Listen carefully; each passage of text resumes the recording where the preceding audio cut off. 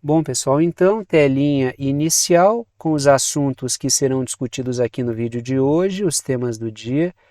5 temas no total, 2 deles em vermelho, porque são os temas em destaque. Os temas em destaque são os assuntos que aparecem no título e na capinha do vídeo.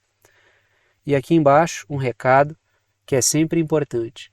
A minutagem permite que você selecione na linha do tempo o tema que quer assistir, de forma que vocês podem assistir ao vídeo inteiro ou apenas aqueles assuntos que forem do interesse de vocês. E sem mais delongas, a gente parte para o primeiro tema, que é o seguinte. Lá na parte superior da tela, dentro daquela caixinha preta, eu coloco o seguinte título, que eu dividi em 2 momentos, porque este primeiro tema foi dividido em 2 momentos diferentes, aí eu parto para os próximos temas aí do vídeo. Num primeiro momento desse primeiro tema, eu quero falar sobre o acelerado avanço da Rússia no seu confronto contra a Ucrânia/OTAN. Né? Observem como quiser isso aí. Se é um confronto indireto ou semidireto contra a OTAN que acontece na Ucrânia. E que tem se acelerado nas últimas semanas essa velocidade de avanço da Rússia aí. E num segundo momento eu quero falar a respeito da pressão, o crescimento da pressão sobre a Alemanha para que ela envie mísseis de longo alcance para a Ucrânia. Ou seja, depois daquele episódio do vazamento das conversas militares lá, a coisa se intensificou. Um ponto que eu sempre repito aqui, e vou falar isso pela milionésima vez, e acho que é importante, até porque se vocês observarem aí em retrospectiva, houve uma grande quantidade de discussões que a gente fez aqui sobre isso. Como é central na agenda da OTAN, na agenda britânica e estadunidense, colocar a Alemanha em rota de colisão com a Rússia? Quantas vezes a gente não tratou dessa questão aqui? Então me parece ser um dos pilares dessa agenda que a OTAN tem levado a cabo, não só hoje, como ao longo da história. Essa questão de indispor a Alemanha em relação à Rússia é algo que não é nada novo na história. Então aqui a gente continua tendo os desdobramentos desse mesmo processo. Assim como a guerra britânica, a indústria alemã. Isso também não é novo na história. Mas vou falar antes do avanço russo. Tá? Trago aí o primeiro tema, a primeira matéria da BBC para a gente começar essa discussão. Mídia aí muito bem aceita pelas redes sociais, pelos algoritmos das redes, que é para tentar alavancar o canal. Guerra na Ucrânia. Residentes do leste da Ucrânia, lógico, se preparam para o avanço russo. Por quê? Porque a Rússia tem avançado cada vez mais rápido, o que representa um colapso da capacidade militar da Ucrânia de se defender e de segurar o ímpeto russo. Então a gente tem discutido o que aqui? A Ucrânia hoje, assim como a OTAN, que dá suporte à Ucrânia, ela, muito embora a Ucrânia não seja um membro da OTAN, repito sempre, o grande projeto hoje é não deixar a maionese desandar no conflito. Porque se a coisa colapsa e a Rússia avança mais do que a OTAN esperava, muita coisa pode ficar ainda mais complicada. Aí nesse mapa foi colocado, esse é um mapa do South Front, né, que é um portal bem interessante que aborda o conflito na Ucrânia, dentre outros confrontos, outras questões geopolíticas aí, né? Eu confesso que eu não sou assíduo no acesso a esse portal, mas eu já vi algumas matérias bem interessantes ali, né? Não posso dizer sobre a linha geral, mas algumas matérias que eu li, alguns artigos são bons, né? E tem mapas muito bons lá, né? Essa região em vermelho é o avanço russo, né? E diga-se de passagem, toda a população dessas regiões aí que estão em vermelho optaram por fazer parte do território russo. Houve referendo para isso e a maior parte da população optou por fazer parte da Rússia, só que a Rússia segue avançando. Por quê? Se é projeto da OTAN enviar armas de longo alcance para a Ucrânia, a Rússia vai empurrar cada vez mais para trás o fronte da Ucrânia, as forças militares ucranianas e as armas ucranianas que podem atingir o território russo. A Rússia vai criar uma zona que permita uma segurança para que não haja ataques em profundidade ao seu território. Ou seja, esse avançar russo é uma resposta à própria estratégia da OTAN. E a gente discutiu isso aqui tempos atrás. Quando a OTAN começou a ventilar essa questão de enviar armas de longo alcance para a Ucrânia, O próprio Vladimir Putin falou, a gente vai ter que aumentar a nossa zona de segurança. Ou seja, isso é uma resposta à própria ação da OTAN. Trago aí, primeiro ponto, letrinhas vermelhas. Após a tomada de Avdiivka, que fica uma cidade que fica na região do Donbass, que era estratégica para a Ucrânia, mas a Rússia tomou essa cidade, a Rússia acelerou o seu avanço, até porque como a cidade era estratégica para a defesa ucraniana, o seu colapso para a Ucrânia, lógico, e a sua vitória para a Rússia, representa o quê? Representa um aumento da fragilidade ucraniana e um aumento da possibilidade da Rússia avançar ainda mais rápido. Ou seja, letrinhas azuis, a Rússia avançou 5 quilômetros em 3 semanas. Se a gente observa esses 5 quilômetros, a Rússia levou meses, se a gente comparar com momentos anteriores, em algumas situações, levou meses para avançar a mesma coisa. Então, ela avançou 5 meses em 3 semanas a oeste de Avdiivka, o que significa o quê? Que depois desse episódio ela acelerou a sua velocidade de avanço. E a Ucrânia alega, né, as forças militares ucranianas alegam que faltam munições e faltam soldados. Nada de novo no front, né? Não quero fazer nenhuma apropriação indevida aqui, né?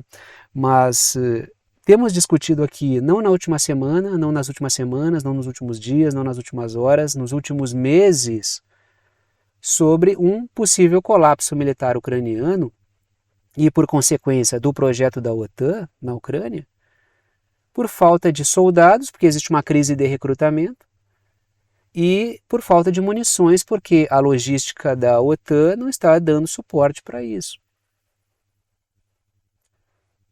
Continuamos aí. A questão que fica sempre é se a Rússia ela vai retomar as suas operações em Odessa, porque me parece que a Rússia, sabe aquela coisa, vai fazer barba, cabelo e bigode, né?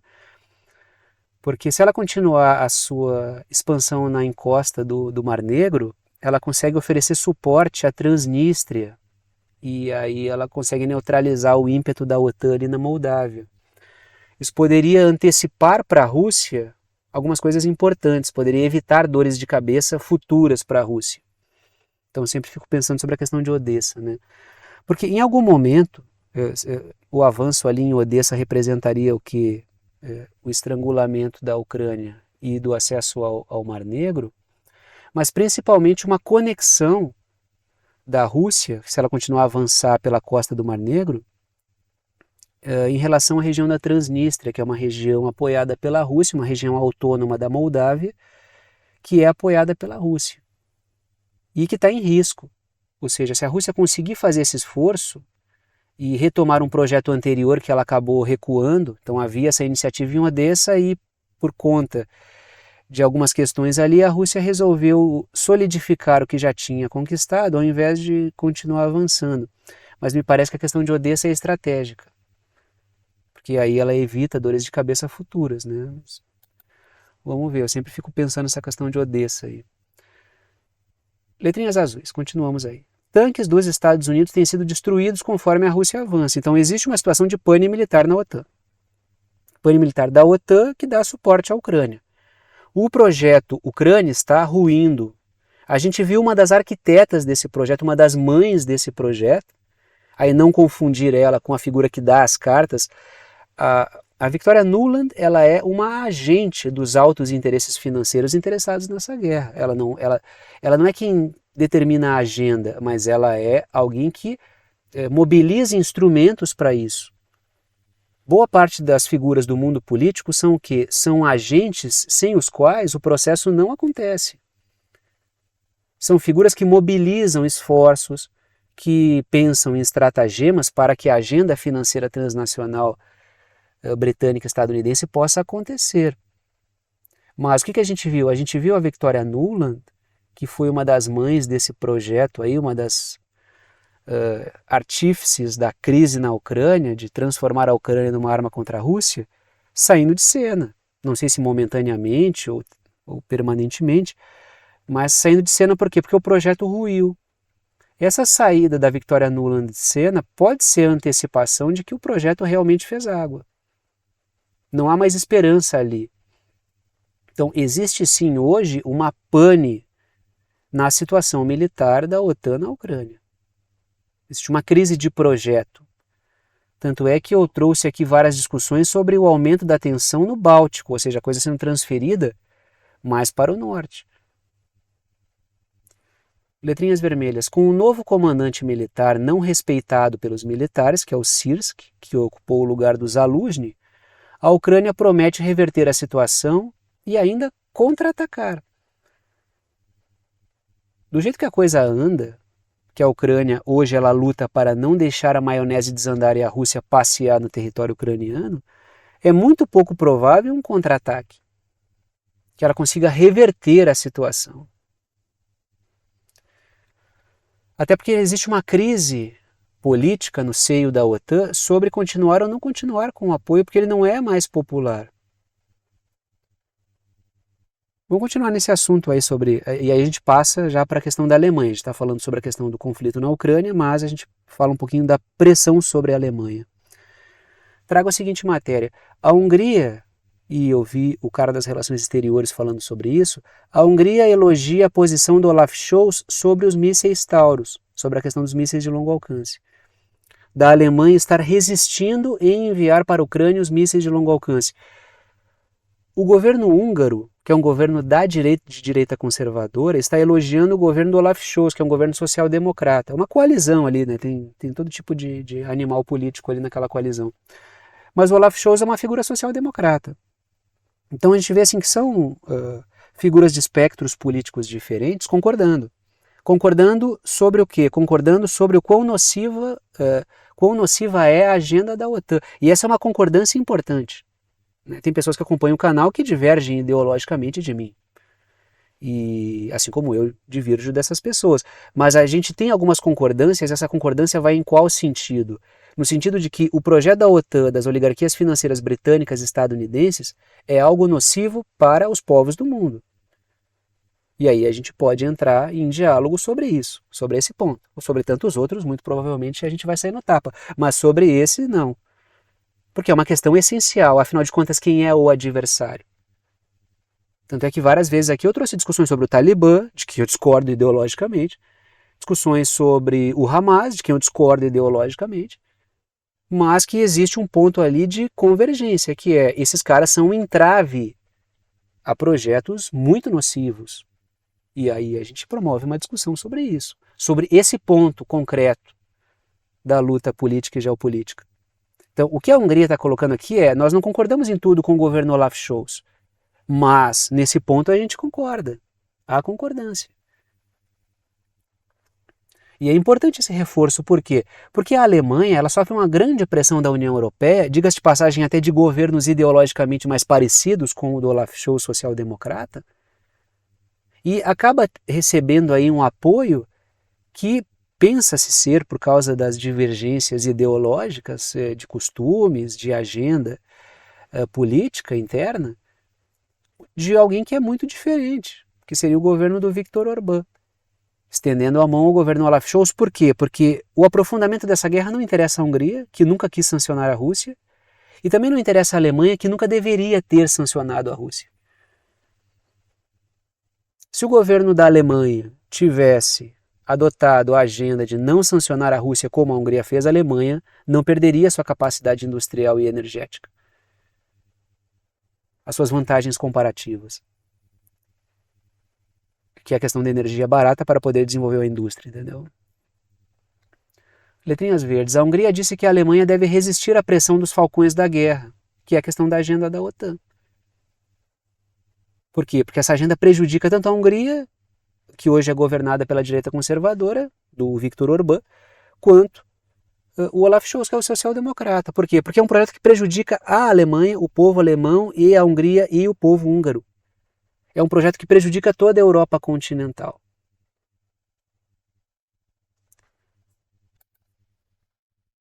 Letrinhas azuis. Após o vazamento de conversas de militares alemães, e aqui eu quero pontuar novamente que eu acho que houve facilitação para que essas informações chegassem à Rússia, eu continuo achando que foi um erro muito banal para que militares cometessem, ainda mais na Alemanha, que tem todo um protocolo ali de comunicação para evitar esse tipo de coisa. Então, assim, é claro, a Alemanha já foi espionada, já houve o escândalo da espionagem lá, né? ao governo alemão por parte dos Estados Unidos. Mas a Alemanha toma alguns cuidados para que isso não aconteça. E o erro foi muito básico.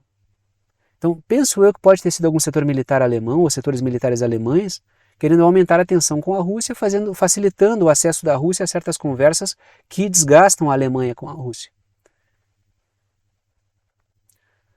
Então, após o vazamento de conversas de militares alemães, a pressão cresceu sobre o governo da Alemanha, do Olaf Scholz, para enviar mísseis à Ucrânia. E o Olaf Scholz está resistindo. A resposta dele não foi concordar. A resposta dele é: precisamos investigar para ver por que essas conversas vazaram e por que esse tipo de conversa está sendo feita.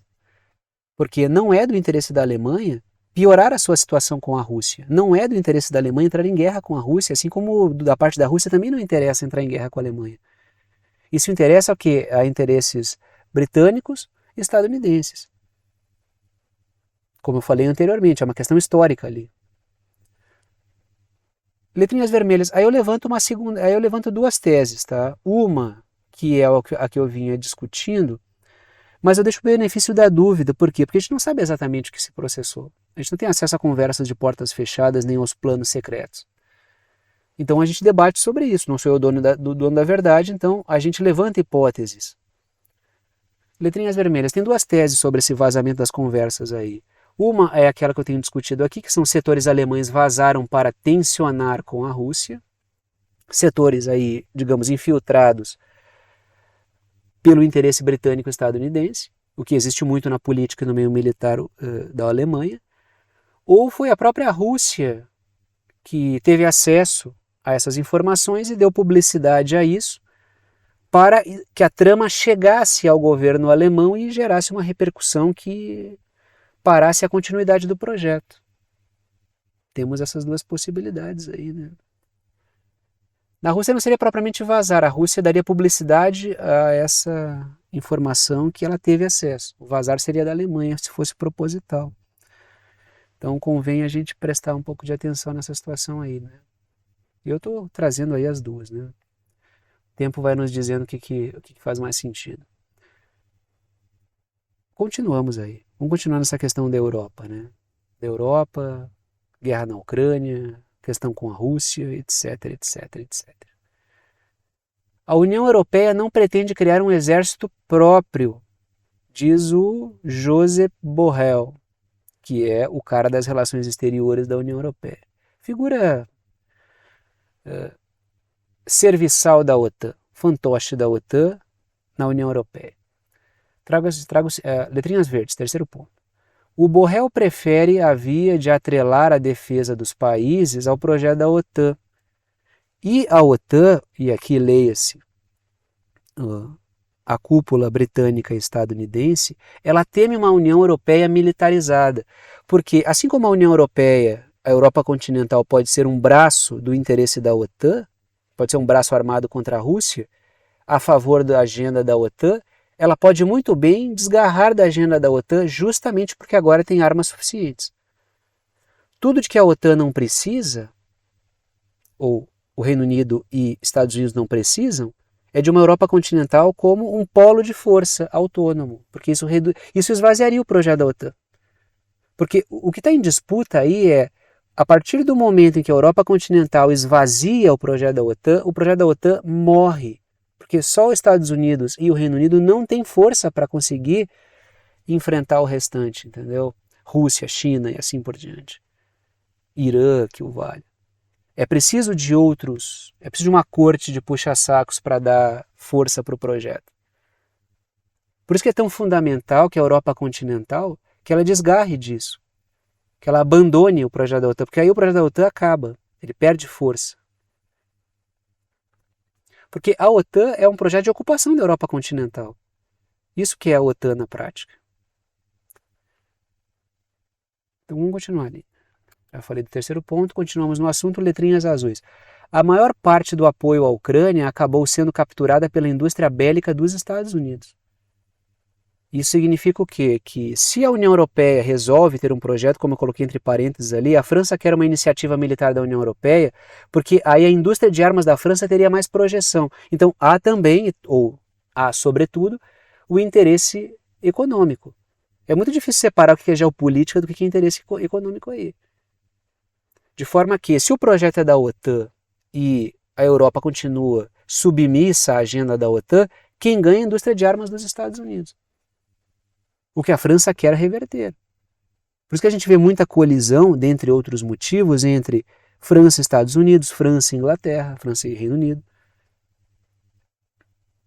E o Borrell, claro, ele joga contra uma agenda de uma Europa soberana, Europa continental. Ele joga a favor de uma agenda de uma Europa submissa ao projeto britânico-estadunidense. Continuamos aí, né? Vamos continuar na Europa, trago mais uma matéria.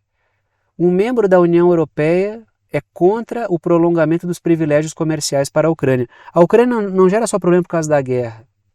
Ela gera problemas por causa de seus produtos que também entram em alguns países e geram problemas em relação a certos setores econômicos que são prejudicados por isso, como o setor agrícola. E não é só na Polônia. A gente viu essa mesma pauta em vários países europeus. Letrinhas vermelhas. A Polônia quer o fim das regras de facilitação para a entrada de produtos ucranianos na União Europeia. Isso está prejudicando setores econômicos, está gerando uma concorrência desleal com agricultores poloneses. É isso que a Polônia está colocando na mesa. E isso vindo do governo do Donald Tusk. O Donald Tusk, ele é um cara que entrou no poder para ser mais pró-Ucrânia, para ser pró-União Europeia e alinhar completamente a Polônia à agenda da OTAN. O governo anterior estava alinhado à agenda da OTAN completamente de corpo e alma até essa crise no setor agrícola. Aí os caras deram um cavalo de pau, mas acabaram caindo do poder, né? Letrinhas verdes. O governo polonês tem sido o alvo de pressão de setores agrícolas e de setor de transportes do país. Por quê? Porque os produtos ucranianos e os transportadores ucranianos estão atrapalhando esses setores poloneses. Ou seja, a agenda da OTAN se tornou inviável. Então, conforme os setores vão sendo atingidos por essa agenda, eles vão gritando. A gente está num momento em que até setores que se julgavam mais poderosos começam a ser ameaçados por setores ainda mais poderosos do capital transnacional. Aí a gente vê o quê? Uma contradição dentro do próprio projeto da OTAN. Aí a coisa fica muito interessante. Continuamos na discussão, né? Vamos falar um pouquinho sobre China e Rússia falam sobre a decadência dos Estados Unidos. Eu achei essas duas falas, elas saíram, né, muito do ministro das Relações Exteriores da China, Wang Yi, e falas do Putin, elas convergem muito, entendeu? Eu achei muito interessante essas falas porque elas são complementares sobre a visão que a China tem sobre a conduta dos Estados Unidos e a visão que a Rússia tem sobre a conduta dos Estados Unidos. São os principais adversários dos Estados Unidos. São parceiros e são ideologicamente, digamos assim, discordantes. A levada do Putin hoje, talvez por motivos instrumentais políticos, era um cara da KGB, é uma levada nacional conservadora. A levada da China, a China é um país socialista, mas a avaliação, tanto por um lado quanto por outro, e são parceiros estratégicos, claro, tem divergências, inclusive históricas, mas tem convergências num ponto fundamental. Temos um pessoal aí que quer destruir a gente. E aí fazem avaliações muito parecidas sobre os Estados Unidos, sobre a decadência dos Estados Unidos como liderança global. Trago aí a seguinte matéria da NBC News, mídia corporativa que é para os algoritmos amarem a gente. A China diz que que os Estados Unidos estão obcecados em reprimir a sua ascensão. A matéria continua. O ministro das Relações Exteriores da China, que é o Wang Yi, disse que, embora tenha havido melhorias nas relações entre os Estados Unidos e a China desde que os seus líderes se reuniram em novembro do ano passado, os Estados Unidos não cumpriram as suas promessas. Padrão. Está aí a foto do Putin e do Xi Jinping, tá? Líder político russo e chinês. A forma como a China apresenta as ideias pode ser chocante para quem tem uma mentalidade diplomática nível quinta série como os Estados Unidos e o Estado de Israel, que é uma diplomacia criminosa, tanto de Israel quanto dos Estados Unidos. A diplomacia de Israel, as relações exteriores de Israel, ela tem atacado o Brasil com memes, por exemplo, e ataca outros, tudo que ela discorda com memes, atacou a ONU dessa forma. E olha que a ONU está para lá de branda com tudo que Israel está fazendo. Então isso aqui é um outro nível de diplomacia. Diga-se de passagem, boa parte dos países toma cuidado nas suas relações diplomáticas para fazer uma diplomacia mais madura, conciliadora. Quem faz uma diplomacia criminosa é o quê? Estados Unidos, Israel, o Reino Unido, que não respeitam minimamente os protocolos diplomáticos. Agora, olhem o nível. Tu pode discordar da China, mas quando a gente compara os posicionamentos das relações exteriores da China com os posicionamentos diplomáticos dos Estados Unidos, de Israel, que é uma diplomacia baderneira, não tem nem comparação. Olha o nível da discussão. Letrinhas vermelhas. A China disse que grandes potências devem prezar por uma coexistência pacífica e pelo respeito. Letrinhas azuis. Os chineses apontam que os Estados Unidos não agem como uma grande potência porque falta altivez. E essa é uma impressão que passa mesmo, né? Porque a gente observa a diplomacia dos Estados Unidos super agressiva, desrespeitosa, arrogante, e não parece que eles merecem ter essa posição que eles possuem, que conquistaram à base de uma série de estratagemas que levaram ao longo da história. Parece que eles o Putin depois diz algo mais ou menos nessa linha, né? Eu vou falar sobre o posicionamento dele. Eles não souberam ser liderança. Sabe aquele cara que chega numa posição, mas não consegue manter porque não tem, o cara não é para estar ali, ele chegou ali, mas ele não tem aquele verniz, aquela grandeza para ter aquela posição, treme a perna na hora de sustentar uma posição mais alta que atingiu. Então o que o Putin vai falar é isso. Não souberam ser liderança porque não tem condições de ser liderança. Quando a gente vê crises e a forma como a China se comporta e os Estados Unidos se comportam, basta ver a pandemia. Os Estados Unidos roubaram máscaras que a China enviava. Para mim, esse caso assim, foi um caso flagrante de puta, cara, esses caras aí. Assim, o filme é uma coisa, no filme pode vir alienígena, um asteroide, o núcleo da Terra para de girar, sei lá.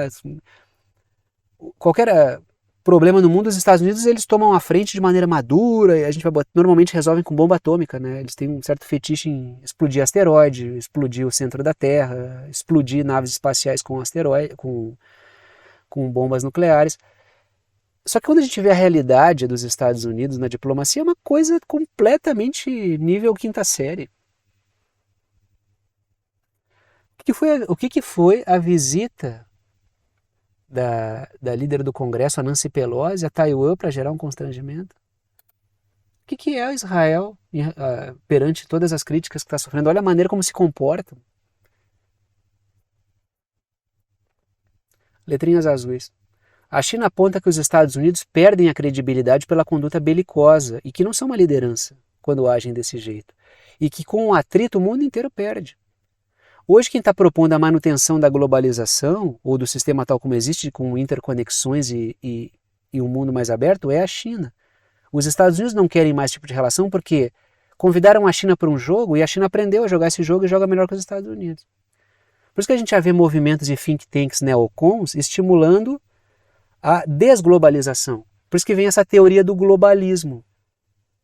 Eu acho muito perigoso, por quê? Porque pela teoria da crítica ao globalismo, segundo várias vertentes estão defendendo, o problema final é a China.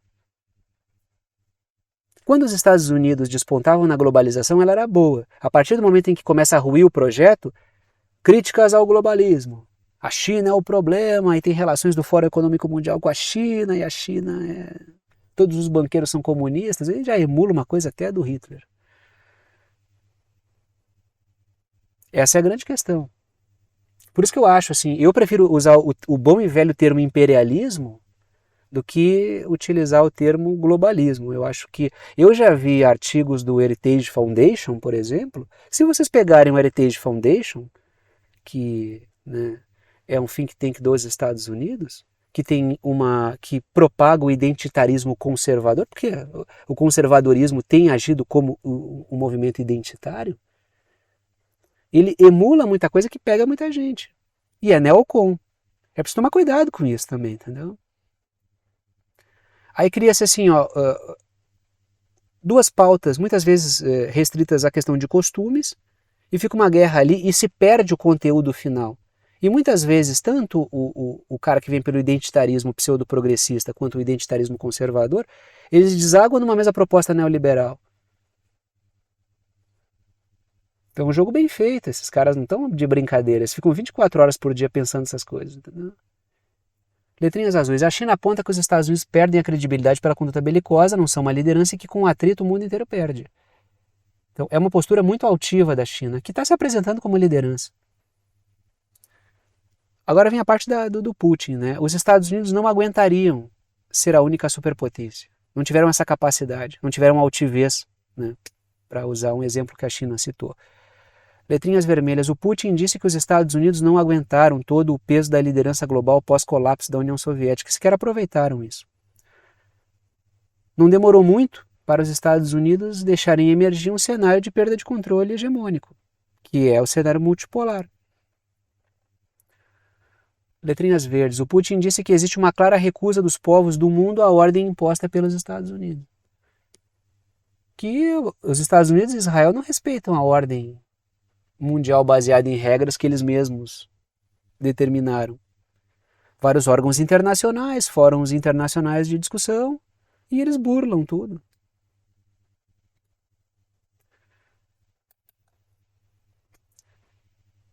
Bom, por falar em Israel, inclusive Israel e Estados Unidos. Tanto Israel quanto Estados Unidos utilizam inteligência artificial para detectar alvos. Traga a seguinte matéria. A América já está usando inteligência artificial para ataques aéreos e militares. Ataques aéreos militares, né?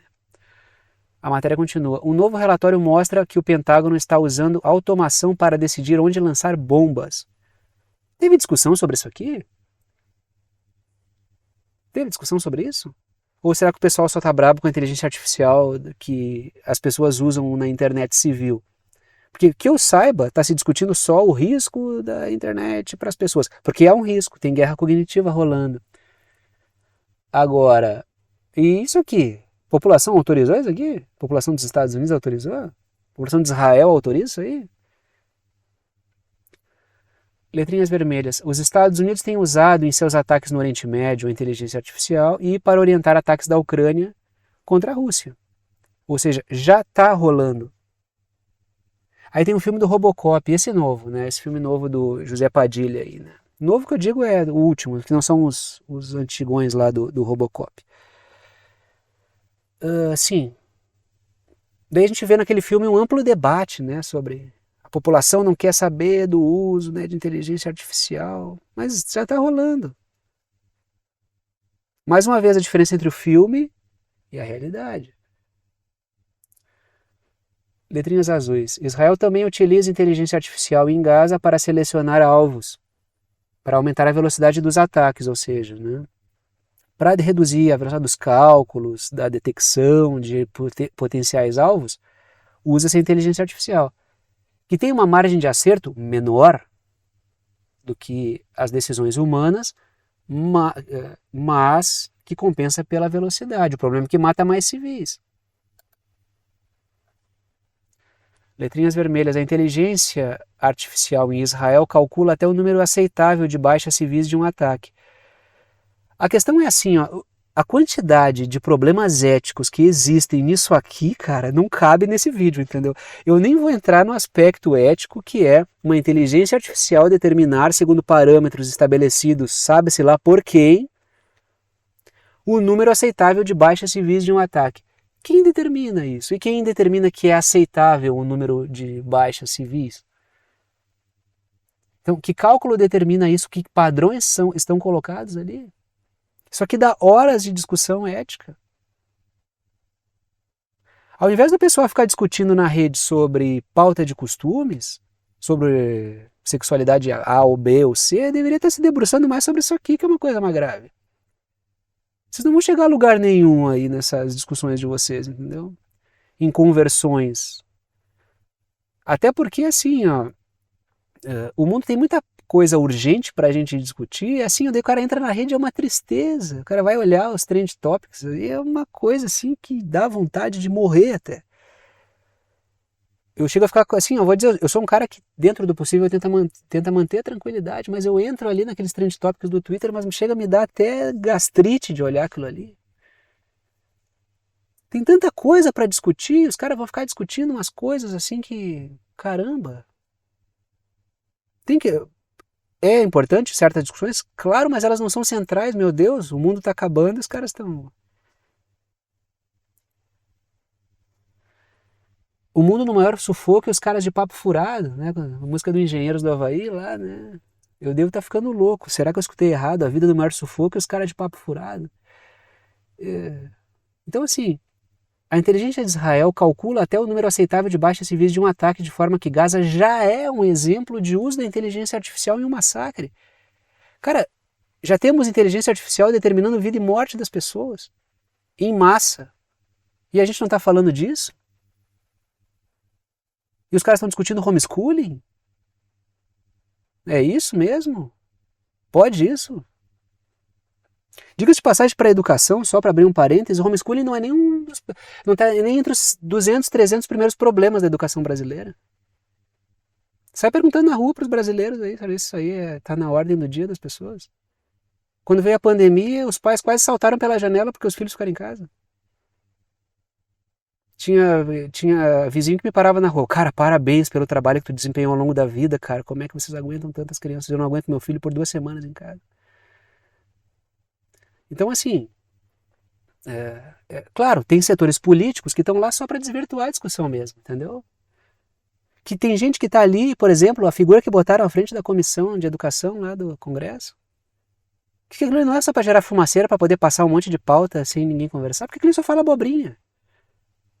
Boa parte das discussões que a gente vê de vários congressistas, tanto à direita quanto à esquerda, é só abobrinha. Só abobrinha. De costumes, pauta de costumes. Enquanto isso, o país desmorona. Os problemas reais da educação não são discutidos, os problemas reais da saúde não são discutidos, os problemas reais da economia não são discutidos. E os caras lá quebrando o pau, tu olha os trend topics, só besteira, só coisa de abobado. O país não vai para frente desse jeito. Porque essas figuras estão ali para isso. Não à toa, uma prática recorrente na política brasileira é jogar influencers para irem para a pancadaria política superficial. Aí os cacicão ficam lá só decidindo na penumbra o que importa. O pior é votar nesses influencers, entendeu? Isso aqui é inacreditável. Deixa eu avançar aqui, deixa eu continuar. Letrinhas azuis. Os Estados Unidos querem usar o debate sobre riscos da inteligência artificial para deter o avanço tecnológico da China. Propor sanções contra a tecnologia chinesa. Aí vai ser perigosa a inteligência artificial, quando eles já estão usando no meio militar.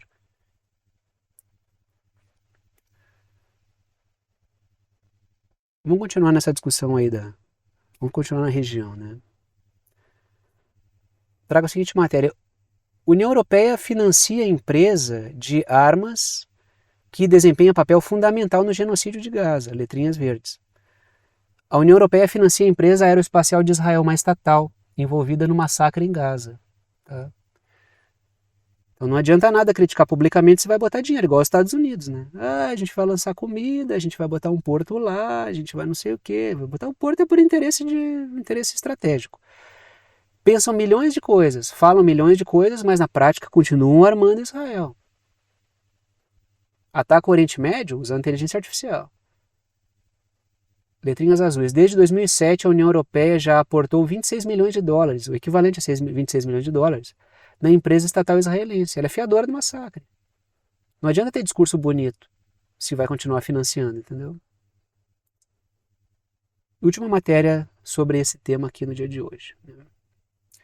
Vigilantes tentam manter a ordem enquanto a guerra atinge Rafah, em Gaza.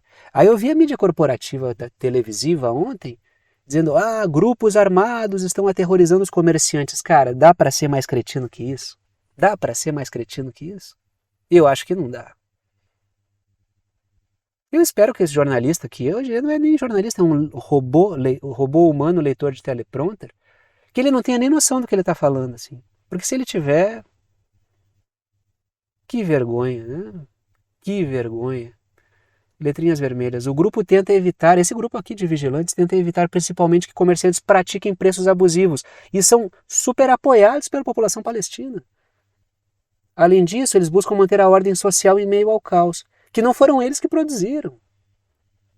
Israel está convulsionando a vida social palestina há décadas. Décadas. Isso não começou com o 7 de outubro. Se vocês voltarem para os vídeos que eu fiz antes do 7 de outubro, vocês vão achar uma penca de vídeos sobre imoralidades que Israel promove contra palestinos. Letrinhas verdes. Israel destruiu, junto com a infraestrutura, também as estruturas que mantinham a ordem social palestina. Aí os caras têm que se reorganizar. E aí vem o cara da mídia, da TV, e fala uma coisa dessa. Claro, ele lê um teleprompter ali. Dinheiro nenhum no mundo vale isso, né? Defender o que não se acredita. Espero que ele não acredite, porque se ele acreditar nisso aí, defender isso aí é pior ainda. Aí que vá pro inferno também, né?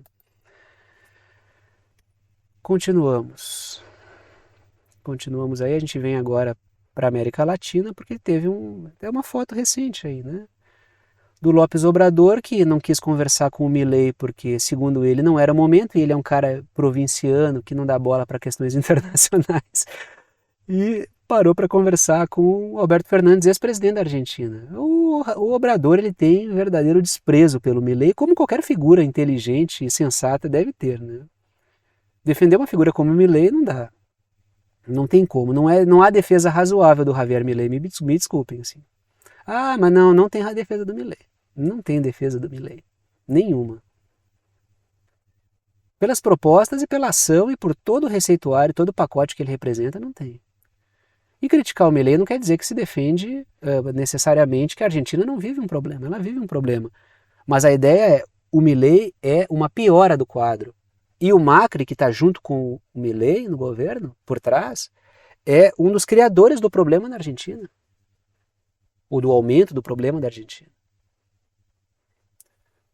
Trago a seguinte matéria. O Andrés Manuel López Obrador se orgulha de reencontro com Alberto Fernandes, ex-presidente da Argentina, e diz que somos amigos. O ex-presidente argentino publicou uma série de fotografias nas quais foi visto com o livro Gracias, obrigado, do presidente López Obrador. Tá aí uma foto, né? Letrinhas vermelhas. Dias atrás, o Obrador se recusou a receber o Milei, alegando que não era o momento. Até porque o Milei chamou o Obrador de um monte de coisa. E o Milei, assim, ele ataca vários governos latino-americanos. Vários. Ele é uma figura da desordem, que é daquela diplomacia bandida, igual a dos Estados Unidos. Que é um desrespeito completo por qualquer princípio civilizatório. Qualquer princípio civilizatório, entendeu? Ele não respeita nada, nenhum decoro, nada. Nadinha, né? Por isso que tem gente que também é deselegante, mal educada, como o próprio Milei, e gosta desse tipo de figura. Olha lá o Milei, mito. É o mito argentino, igual a gente tinha um mito deseducado, deselegante, obscurantista aqui no Brasil. Não tem essa praga aqui ainda, né? Então esse aqui é o ponto. Uma coisa é discordância política, outra coisa é banalização e destruição da discussão política por figuras que não propõem nada, nada. Tu pergunta se um projeto com início, meio e fim, não falam nada. Letrinhas azuis. O Milei tem atacado lideranças que incomodam o projeto anglo-yankee na América Latina. Por quê? Porque é um capacho dos Estados Unidos, do Reino Unido e de Israel. Ele disse que o objetivo dele é aproximar a Argentina dessas três forças. Afastou dos BRICS, que poderia ter um ganho para a Argentina. Ataca o Mercosul dia e noite. Se deixarem, o Milei ele não vai só detonar a Argentina, o que ele já está fazendo. Porque se havia um quadro de dificuldade, para o qual inclusive a população sequer confiou no Sérgio Massa, que também era uma figura muito complicada, agora, achar que o Milei ia sair para isso aí, ele não só vai afundar a Argentina, como se ele continuar fazendo o que ele está fazendo, ele também vai gerar uma crise regional. Porque ele está buscando crises diplomáticas, expulsa os estudantes brasileiros da Argentina. Até porque, pelo que eu estou vendo, e eu andei lendo, ele está atacando a própria universidade argentina, ele está desmontando agências de comunicação públicas da Argentina. Ele vai destruir todo o aparato mínimo. Porque os caras, eu sou soberanista, mas sou a favor de privatizar tudo. O que é soberania para ti então, cara? Porque não dá para entender. Tu acha que a defesa do Estado soberano é entregar tudo para o interesse transnacional? Qual é o teu conceito de soberania, afinal de contas? Soberania o quê? É beijar, prestar continência para a bandeira dos Estados Unidos? Andar com camisa de Israel pela rua? Eu não entendo esse conceito de soberania. O Estado soberano é um Estado que ele tem a propriedade, ele tem a autonomia sobre o uso dos recursos e riquezas que estão sobre aquele território. Eu não entendo essa linha soberanista que é a favor de entregar tudo. Não consigo entender. Letrinhas azuis. O Milei é um agente regional de desordem e de destruição do Estado argentino, fortalecendo a agenda da OTAN e atacando o sul global. Já que falamos do Milei, organizações sociais levantaram a voz contra o ajuste e em repúdio a Javier Milei. A matéria continua. Diferentes grupos reuniram-se no Obelisco, na cidade de Buenos Aires, para denunciar a falta de comida nas cozinhas populares e rejeitar a política econômica do presidente. O que o Milei andou fazendo? Letrinhas vermelhas. O Milei cortou a transferência de fundos para assistência alimentar e refeitórios comunitários, porque ele alega que existem grupos ideologicamente desalinhados com o que ele acha certo, e ele quer fazer com que grupos religiosos assumam essa função. Então ele vai desordenando as coisas e gerando condutas extremamente divisivas, que é da projeção no Estado ao discurso religioso, que é altamente divisivo. É tocar numa instância da sociedade sobre a qual não há diálogo, entendeu? Por isso que o risco das últimas eleições, que começou a se discutir ali, o católico e o evangélico, são coisas muito complicadas, que não se deve trazer para uma discussão, porque tu vai rachar o país ao meio e não tem diálogo ali, entendeu? É uma questão de fé. Tu nunca vai levar o cara a abrir mão de certos pressupostos que são dogmas. Então, para mim, é imprudência quem faz isso, entendeu? Isso arrasta o país para um buraco. O que todas essas lideranças neopentecostais estão fazendo ao subir em cima de trio elétrico para misturar política com religião é destruir o nosso país. Porque não há diálogo sobre isso. Sobre a fé da pessoa não há diálogo. Letrinhas verdes. As reformas do Milei estão empurrando pessoas para a linha da fome e agora ele corta a comida. Né? Bom, dá para ver que ele gosta de Israel, né? Porque Israel tem essas práticas de matar pessoas de fome mesmo, né? Então, até isso ele imita Israel. E aí chegamos no último tema do dia. Vamos para o continente africano porque vamos falar sobre o acordo entre Turquia e Somália e Rússia e Nigéria, tá? Então, em específico, vamos falar da Somália e da Nigéria em acordos com outros países. Matéria da Reuters. A Turquia assina acordo de cooperação energética com a Somália, que tem também uma parceria militar ali por causa de uma situação que a Somália está vivendo. A Somália está pintada de rosa ali no mapa. Turquia em laranja. E a Nigéria em amarelo. E a Rússia, pedacinho da Rússia em verde lá em cima. Letrinhas vermelhas. A Turquia poderá explorar petróleo e gás na Somália. E aí pode ter como fim abastecer a Europa em uma crise energética que ela vive por causa das sanções contra a Rússia. Ou seja, a Turquia pode buscar ocupar espaços deixados pelas sanções energéticas contra a Rússia. A partir do quê? A partir dessa parceria com a Somália. Em contrapartida, a Turquia também fechou uma parceria de defesa naval com a Somália. Então, a Turquia pode explorar recursos na Somália desde que promova a defesa da Somália em questões navais.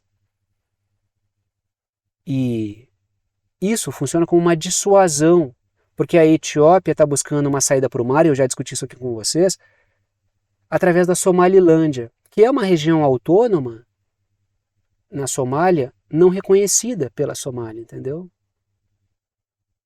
E aí a Somália diz que a Etiópia está aferindo a soberania somália. Letrinhas azuis. A Etiópia busca uma saída pelo mar em parceria com a Somalilândia, a região autônoma não reconhecida pela Somália. Lembrando que a Etiópia é BRICS e lógico que a OTAN vai fazer algo para melar esse movimento. Lembrando que a Turquia é membro dos BRICS. Mas é um membro bastante ensaboado dos BRICS, né? Dos BRICS não, da OTAN. Então, é membro da OTAN a Turquia, tá? Se eu tiver falado do BRICS, não. A Turquia é membro da OTAN. E a Turquia está atuando ali, né? Para conseguir explorar recursos, mas se bem que ela também já fez parcerias com a Líbia que ela não conseguiu levar à frente. Então, Pode ser que a coisa fique só no campo da promessa mesmo. Aí vamos falar sobre a questão da Rússia e da Nigéria, que comprometeram-se a reforçar os laços nos domínios da energia e da agricultura. O Sergei Lavrov, que é o Relações Exteriores da Rússia, também afirmou que a Rússia reconhece o interesse da Nigéria na cooperação técnico-militar. A Nigéria tem vários problemas ali no campo da segurança, tá, com grupos rebeldes. A Nigéria vive uma crise de segurança, atuação de grupos rebeldes e terroristas e da insatisfação popular com o governo por causa da inflação. A Nigéria vive um problema, foi colonizada pelos britânicos. Acredito que se fosse pelos franceses já teria caído o governo da Nigéria, porque existe uma tendência da França a perder espaço no continente africano, e percebam que a Rússia já encostou, né? Então a Rússia ela está ocupando esses espaços de vácuo de apoio que colonizadores históricos não estão conseguindo suprir. Como no caso a França, e aí no caso da Nigéria a bagunça que está atingindo e os britânicos não estão conseguindo ser efetivos ali, né? Letrinhas verdes. A Shell tem sido alvo de protestos na Nigéria por destruir a natureza e depois abandona os empreendimentos e vende aí sem pagar a conta da destruição que fez. Então a Rússia se aproxima com uma outra visão sobre isso. Então ela chega no momento em que indústrias transnacionais anglo-yankees promovem problemas e a Rússia aparece com novas parcerias e com parcerias militares que a Nigéria precisa para o campo da segurança. Creio eu que se a Nigéria fosse colonizada pela França já teria caído, porque os Estados Unidos e o Reino Unido já teriam puxado o tapete também. Aí a Rússia poderia até ocupar espaços com mais facilidade, né? Porque a Rússia está ocupando vários vácuos aí. E aí chegamos ao momento final do vídeo, que é o momento de passar o chapéu, pedir o apoio financeiro para aqueles que gostam, querem e podem apoiar o canal, para aqueles que veem que o canal é importante para a formação da sua compreensão sobre temas internacionais e geopolíticos. Falo sempre que apenas os anúncios, propagandas que aparecem durante o vídeo não garantem a existência do canal. Se eu fosse depender apenas da receita dos anúncios, das propagandas que aparecem durante o vídeo, ficaria difícil manter esse trabalho com o nível de dedicação que ele exige. O que mantém efetivamente esse trabalho aqui funcionando, com essa carga de discussões, é o apoio dado por alguns de vocês, apoio pelo qual eu sou imensamente grato pela confiança no trabalho. Aí estão as 3 formas de apoio, não estão em ordem de importância, todas elas são bem-vindas, escolham uma delas, aquela que vocês acharem melhor, mais prática, para vocês apoiarem, se quiserem, se puderem, claro. E apoiem com o valor que vocês quiserem, é uma ajuda solidária, ajuda quem pode, ajuda quem quer e ajuda com quanto quiser. Fica aí a critério de vocês essa decisão. Primeira forma de apoio por boleto ou cartão, boleto bancário ou cartão de crédito, pela plataforma Apoia-se, está aí o endereço, o link, o site do Apoia-se, plataforma de apoio virtual. Segunda forma de apoio é pelo Pix, está aí a chave Pix, que é uma chave de e-mail.